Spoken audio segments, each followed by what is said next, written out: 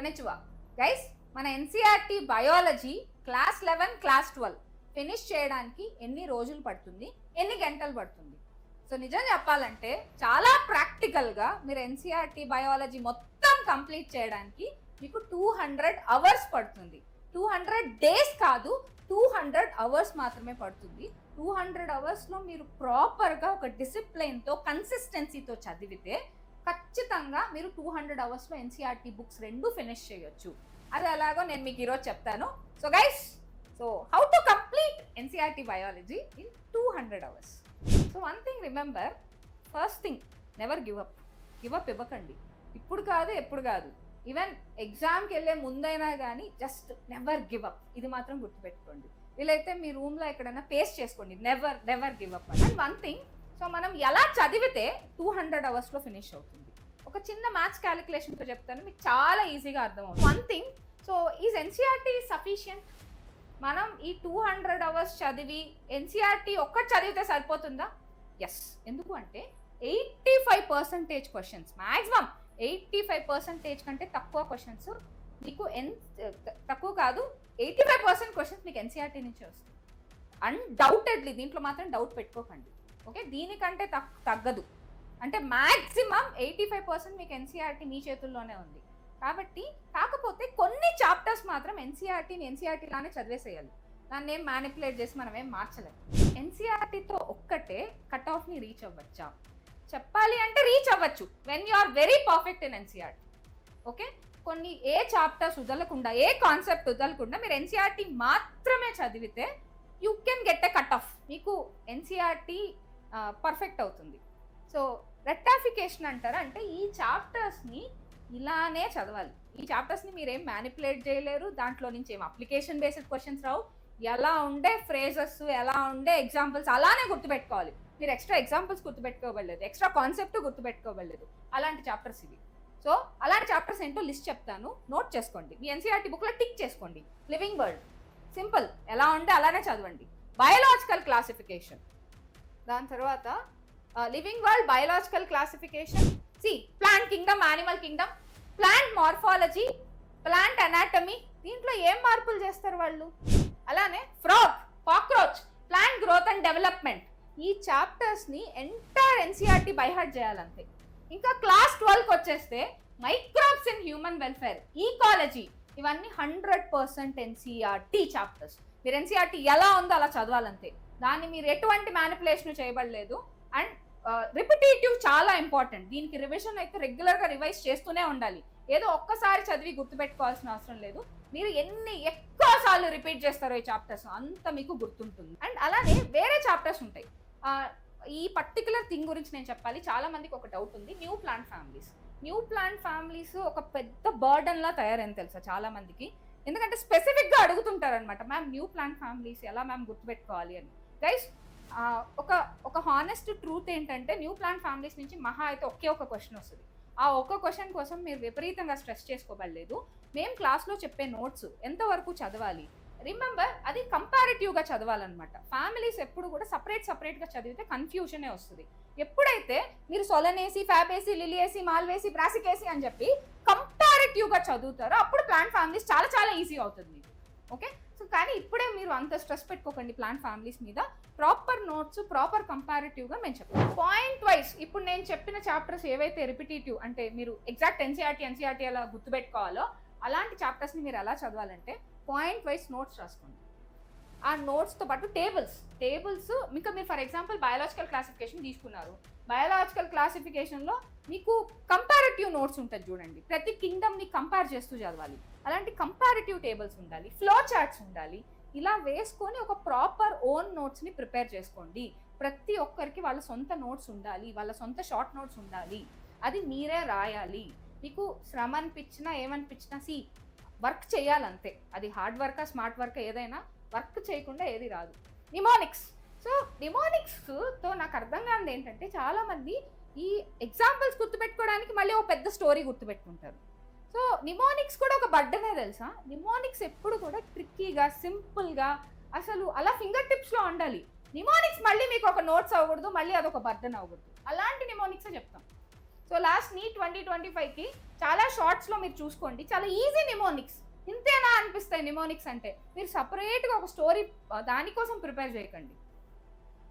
And remember, active recall ఉండాలి ఎప్పుడు కూడా. ఎప్పుడు అడిగినా కానీ, ఇప్పుడు ఫర్ ఎగ్జాంపుల్ నేను థాన్ ఎగ్జాంపుల్స్ అడిగాను, థాన్ ఎగ్జాంపుల్స్ అడగగానే బోగెన్విల్లే, సిట్రస్, ఇలా మీకు ఫింగర్ టిప్స్లో ఉండాలి examples. NCERT is equal to notes. NCERT notes ఎప్పుడు మీ దగ్గరే ఉండాలి. ఎన్సీఆర్టీ దానికి following notes. Last 15 years PYQs, నేను ఎన్నిసార్లు చెప్తున్నా ఇది గుర్తుపెట్టుకోండి.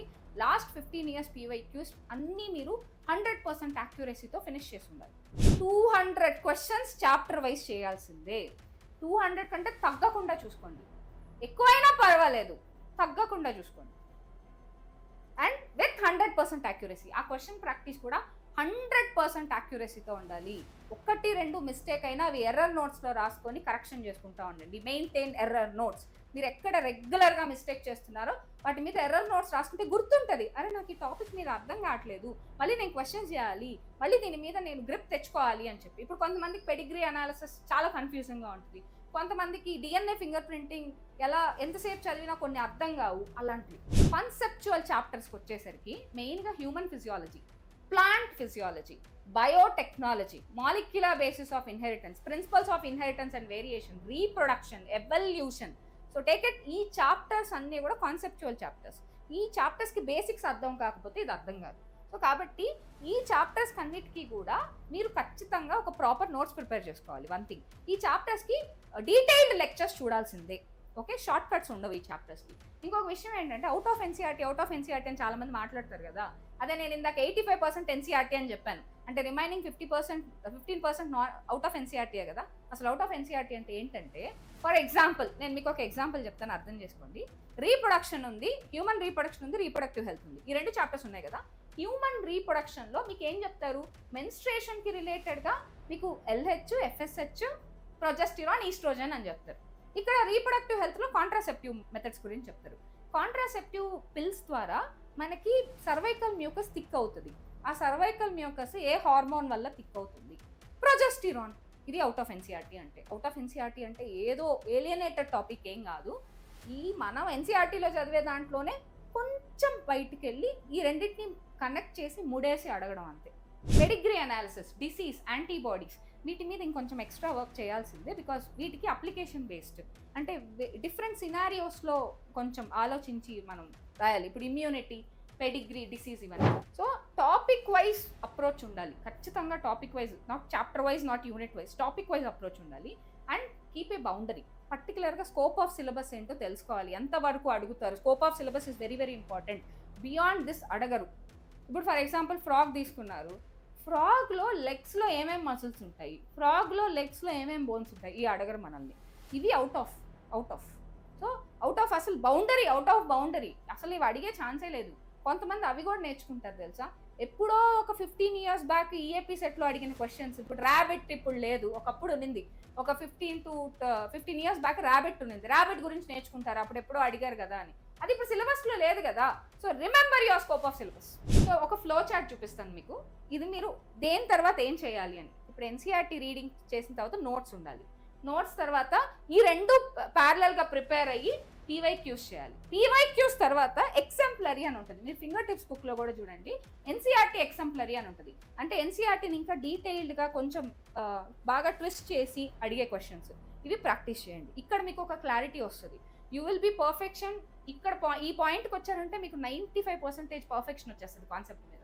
అండ్ టాపిక్ వైజ్ క్వశ్చన్స్ చేయాలి. టాపిక్ వైజ్ క్వశ్చన్స్ తర్వాత చాప్టర్ వైజ్ క్వశ్చన్స్ చేయాలి. తర్వాత యూనిట్ వైజ్ క్వశ్చన్స్ చేయాలి. దాని తర్వాత ఫుల్ సిలబస్ క్వశ్చన్స్ చేయాలి. సో టోటల్గా ఇక్కడికి వచ్చేసరికి మీరు నియర్లీ 400 క్వశ్చన్స్ పర్ చాప్టర్ చేయాలి. ఇందాక ఏం చెప్పాను, 200కి ఎక్కువైనా పర్వాలేదు, 200 తక్కువ అవ్వకూడదని చెప్పానా లేదా. ఇది ఒక టార్గెట్ పెట్టుకోండి. You need 400 questions per chapter. అప్పుడే మీరు, అది కూడా 100% అక్యురసీ తోటి, అంతే మీరు ఆ చాప్టర్ పర్ఫెక్షన్ అయిపోయి ఉంటారు. ఈ 400 క్వశ్చన్స్ అన్నీ ప్రాక్టీస్ చేయడానికి మీకు చాలా టైం పడుతుంది. Okay, statement based questions, assertion reasoning questions. నేను ఎప్పుడు చెప్పేది ఒకటే, ఎన్సీఆర్టీలో బికాజ్ ఇలాంటి టర్మ్స్ ఎతకండి, మీన్స్. అండ్ అలానే అసర్షన్ రీజనింగ్ క్వశ్చన్స్ అడిగితే ఆల్వేస్ ఎక్స్క్లూజివ్, బట్ నాట్, ఇలాంటివన్నీ మీరు అసర్షన్ రీజనింగ్ క్వశ్చన్స్కి, true or false type of క్వశ్చన్స్కి వెతకండి. వీటిని మనం క్రిటికల్ థింకింగ్ క్వశ్చన్స్ అంటాం. అంటే వీటికి ఎక్కువ మనం బ్రెయిన్ పెట్టి ఆలోచించాల్సిన క్వశ్చన్స్, ఇంకొక లాగా బ్రెయిన్ స్టార్మింగ్ క్వశ్చన్స్ అనుకోండి. Guys, scheduling is very very important. ఇప్పుడు నేను చెప్పే రెటాఫికేషన్ చాప్టర్స్కి షెడ్యూలింగ్ ఏంటంటే ఒక సింపుల్ మ్యాథ్స్ షెడ్యూల్ చెప్తాను, వినండి. రోజు early morning 5 AM to 7 AM 2 hours you will be getting 2 hours biology చదవండి. తర్వాత 6 PM to 8 PM మళ్ళీ, అంటే మీరు కోచింగ్ తీసుకుంటున్నా లేకపోతే సెల్ఫ్ స్టడీ చేస్తున్నా, ఈ 2 టైమ్ స్టాంప్స్ మీరు బయాలజీకి ఇచ్చేసేయండి. అంటే రోజుకి ఎన్ని అవర్స్ ఇస్తున్నారు? You are giving 4 hours, right? So 4 hours per day బయాలజీకి ఇస్తున్నారు అంటే ఎన్ని డేస్కి మీకు 200 hours అవుతుంది? అంటే 50 డేస్కి ఒక 200 hours అవుతుందా లేదా? అంటే మీరు లెస్ దాన్ 2 monthsలోనే బయాలజీ ఫినిష్ చేయగలరు కదా. It will happen. మీరు ప్రాపర్గా కన్సిస్టెన్సీగా, డిసిప్లిన్ ఈజ్ వెరీ ఇంపార్టెంట్. మనకి మోటివేషన్, ఇన్స్పిరేషన్ రోజు రాదు. కన్సిస్టెన్సీ ఉంటే చాలు, ఆటోమేటిక్గా అవి రెండు వస్తాయి. యాజ్ యూజువల్ మీకు తెలియాల్సిందల్లా MVSAT గురించి, mega Vedantu scholarship admission test. ఈ mega Vedantu scholarship admission test మీరు తీసుకోవాలి అంటే just remember the dates. Offline dates వచ్చేసరికి 4th, 5th, 11th, 12th of October. మీ దసరా తర్వాతే జరుగుతుంది కాబట్టి దసరా టైంలో మీరు కొంచెం ప్రిపేర్ అవ్వచ్చు. మీరు ఏ క్లాస్లో ఉంటే ఆ క్లాస్ సిలబస్సే ఉంటుంది. మీకు ఎక్స్ట్రాగా ఏమి అవుట్ ఆఫ్ సిలబస్ ఇలాంటివి ఏవి ఉండవు. ఓకే, సో తప్పకుండా గుర్తుపెట్టుకోండి MVSAT గురించి. 4th, 5th, and 11th and 12th of October. So ఇవి ఆఫ్లైన్ డేట్స్ అనమాట.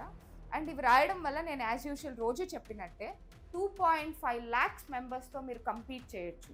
అంటే ఆల్ ఓవర్ ఇండియా మీరు ఏ లెవెల్లో ఉన్నారు, ఏ ర్యాంక్ వస్తుంది, అండ్ మీరు ఏదైనా నేషనలైజ్డ్ ఎగ్జామ్ రాసేటప్పుడు మీకు కాంపిటీషన్ ఎలా ఉంటుంది, పేపర్ ఎలా ఉంటుంది, ఆ టైప్ ఆఫ్ ఎన్విరాన్మెంట్ని స్టిమ్యులేట్ చేసినప్పుడు మీరు రాయగలుగుతున్నారా లేదా, 3 hours ఎగ్జామ్ కంప్లీట్ చేయగలుగుతున్నారా లేదా.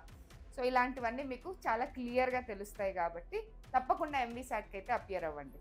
సో ఇలా finally it is proved that LHS is equal to RH. You can able to study with in 200 hours మీరు మొత్తం NCERTని ఫినిష్ చేసుకోవచ్చు విత్ ప్రాపర్ ప్లానింగ్. ఓకేనా? సో గైస్, మీకు ఈ వీడియో హెల్ప్ అయితే మీరు నిజంగా 200 hours చదవగలిగితే సో అప్పుడు నాకు వచ్చి కమెంట్ చేయండి. ఓకే, సో గైస్, ఈ ఐడియా మీకు నచ్చినట్టయితే లైక్ చేయండి.